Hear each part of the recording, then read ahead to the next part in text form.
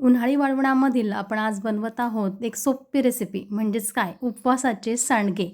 कदाचित पहिल्यांदाच ऐकलं असेल हे नाव, पण साबुदाणा चकली आपण बनवतो त्याचप्रमाणे साबुदाणा बटाट्याचा वापर करून मस्त खुसखुशीत आणि पॉपकॉर्नसारखे फुलणारे हे सांडगे खायला अतिशय चविष्ट लागतात आणि बनवायलाही खूप सोपी ही रेसिपी आहे.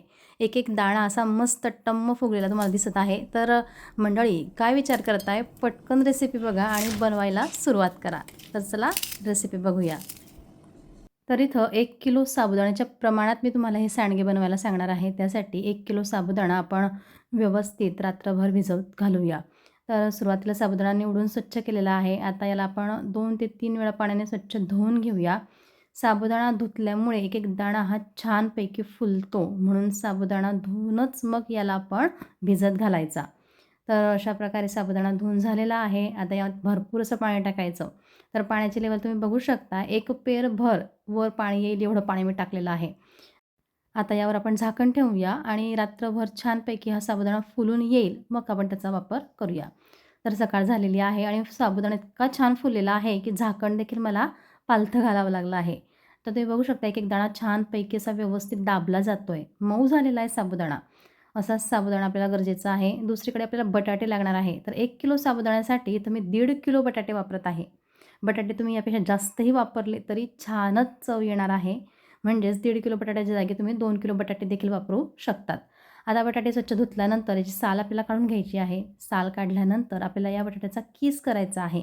तर कीस करताना ज्या चाळणीने आपण कीस करणार आहे ती मोठी असावी. म्हणजेच काय, तर कीस आपल्याला जाडसर हवा आहे, मोठा हवा आहे आणि लांबसडक हवा आहे. यासाठी अशा प्रकारे मोठ्या चाळणीचा वापर करून आपण कीस करून घेऊया.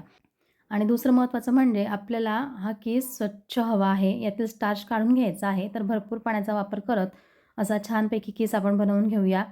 सांडगे अतिशय मस्त पांढरे शुभ्र येण्यासाठी हा जो आपला संपूर्ण बनवून झालेला कीस आहे तो 3 ते 4 वेळा आपण पाण्याने स्वच्छ धुवून घेऊया. म्हणजे सांडगे अतिशय पांढरे शुभ्र आपले दिसायलाही दिसतील. पुढे एका मिक्सर जारमध्ये 15 ते 20 मिरच्या मी अशा प्रकारे या वाटून घेणार आहे. म्हणजे याचा ठेचा करून घेणार आहे. कारण सांडगे आपल्याला तिखट हवे आहे. ते तळल्यानंतर अजून छान फुलतात आणि तिखटपणा असला तर अजूनच छान चविष्ट लागतात. म्हणून मिरच्या मी जास्त प्रमाणात घेतल्या आहे. आता एका मोठ्या परातीमध्ये आपण हा अर्धा साबुदाणा काढून घेऊया. कारण साबुदाणा जास्त प्रमाणात आहे. त्यासाठी 2 बॅचेसमध्ये आपण आता हे बनवणार आहोत.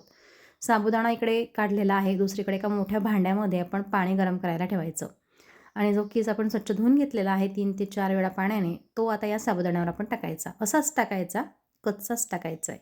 आणि यावर आता एक एक मसाले आपण टाकूया. म्हणजे उपवासाला जे चालतात तेच मसाले, जसं की जिरं 2 चमचे जिरं टाकायचं. चवीपुरता मीठ टाकूया आणि मिक्सर जारमध्ये वाटून घेतलेला ठेचा आपल्याला टाकायचा आहे. हे सगळे जिन्नस उपवासाला चालतात. आता इथं तिखटपणा येण्यासाठी मी हिरव्या मिरच्याचा वापर केलेला आहे. तुम्हाला या ठिकाणी पिवळ्या मिरच्या किंवा लाल मिरच्या आवडत असेल किंवा तिखट आवडत असेल ते देखील तुम्ही टाकू शकतात. आता बस चवीपुरता मीठ टाकून आपण हे व्यवस्थित मिक्स करून घ्यायचं आहे. तर मंडळी हे सांडगे बनवायला अतिशय सोपे आहे. तुम्ही पहिल्यांदा जरी बनवले तर इतके छान बनणार आहे. कारण यात अवघड असं काहीच नाही. चकल्यांसारखे झंझट नाही आहे. तर मंडळी बघा, व्यवस्थित मिक्स झाल्यानंतर आपलं हे मिश्रण तयार झालेलं आहे. पुढे एक मी चाळणी घेतलेली आहे अशा प्रकारची, ज्याला संपूर्ण होल आहे आणि मोठी आहे. कारण जास्त प्रमाणात सांडगे बनवत आहे त्यामुळे मी मोठी चाळणी घेतली आहे. जी पहिली बॅच आपण एकत्र करून घेतलेलं आहे मिश्रण, ते आपण यात टाकून घ्यायचं. व्यवस्थित पसरवून घ्यायचं. म्हणजे जिथे जिथे होल आहे चाळणीला तिथपर्यंत आपण हे पसरवून घेतलं.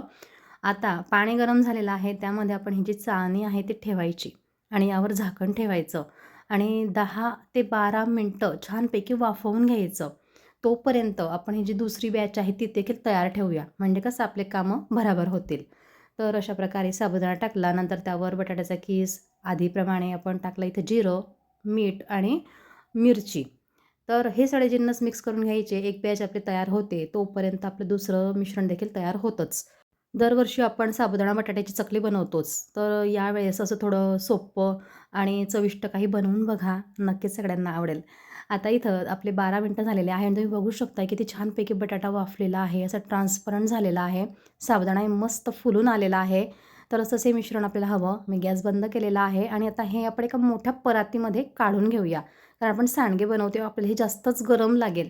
तर हे थोडं हलकंसं थंड होईल तोपर्यंत आपलं दुसरं जे मिश्रण आहे ते पण आपण वाफवायला ठेवूया. म्हणजे कसं आहे, इकडे हे थोडं थंड होतं तोपर्यंत दुसरं मिश्रण आपलं वाफून तयार होईल. तर मंडळी, या रेसिपीमध्ये आपण हे संपूर्ण मिश्रण वाफवून घेत आहे आणि वाफवल्यामुळेच पॉपकॉर्नसारखे हे दाणे छान टम्म फुलतात जेव्हा आपण हे तळतो. चला तर आता आपण सांडगे बनवून घेऊया. तर एका मोठ्या ताटामध्ये मी सांडगे बनवून टाकत आहे आणि तुम्ही बघू शकता मिश्रण गरम आहे, तर थोडा पाण्याचा हात लावत लावत हे सांडगे आपण अशा प्रकारे टाकायचे आणि टाकताना देखील जास्त दाबू नका, म्हणजे मिश्रण असं घट्टसर दाबून एक एक गोळा असा बनवायचा नाही. मोकळा मोकळाच टाकत आहे, कारण साबुदाण्याचा चिकटपणा शिवाय बटाट्याचा चिकटपणा असतोच, त्यामुळे याची बाइंडिंग येते आणि छान आपले सांडगे बनतात.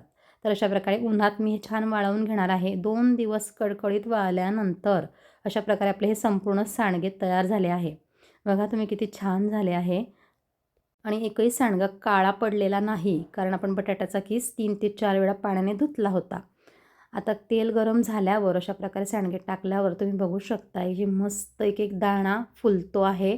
शिवाय बटाट्याचा किस देखील छान फुलून मोठा होत आहे, कारण आपण साबुदाणा व बटाट्याचा किस आधीच छानपैकी वाफवून घेतलेला आहे. त्यामुळे ते कच्चापणा देखील राहत नाही. खुसखुशीत आणि टम्म असे फुलणारे आपले हे पॉपकॉर्नसारखे उपवासाचे सांडगे तयार होतात. तर मंडळी, कसे वाटले तुम्हाला आजचे हे उपवासाचे सांडगे? नक्कीच आवडले ना? तर साबुदाणा बटाट्याची चकली न बनवता उपवासाचे असे साबुदाणा बटाट्याचे सांडगे यावर्षी तुम्ही नक्की बनवा. रेसिपी आवडली तर लाईक करा, शेअर करा ही रेसिपी तुमच्या मित्रपरिवारामध्ये. असे सांडगे यावर्षी नक्की बनवा. आता वरून तर खूप छान फुललेला दिसत आहे, मात्र तोडल्यानंतर आतून देखील तसाच आहे का, खुसखुशीत आहे का आणि फुललेला आहे का, आपण हे बघूया. तर अतिशय खुसखुशीत आपले सांडगे तयार झालेले आहे. यासाठी लाईक करा, शेअर करा, कमेंट्समध्ये तुमच्या प्रतिक्रिया कळवा व RR कुकिंग मराठी चॅनलला सबस्क्राईब करायला विसरू नका.